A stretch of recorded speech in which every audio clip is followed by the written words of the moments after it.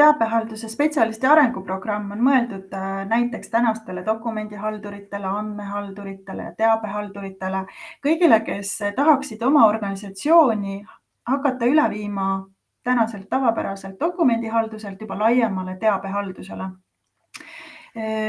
Koolitusprogramm algab 9. detsembril, kestab 4 kuud, on päris põhjalik ja selle jooksul toimub 10 õppepäeva, mida viivad läbi oma ala eksperdid ja läbinud omavadki siis kõiki neid teadmisi, mis on vajalikud dokumendihaldusel teabehaldusele üleminekuks.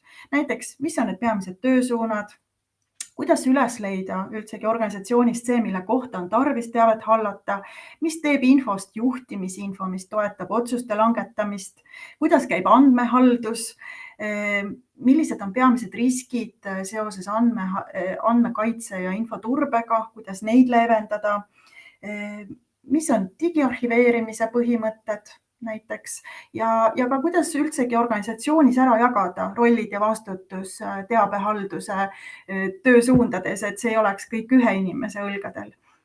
Nii et kui need teemad sind huvitavad, siis pane ennast kirja ja koolitusprogramm algab 9. detsembril.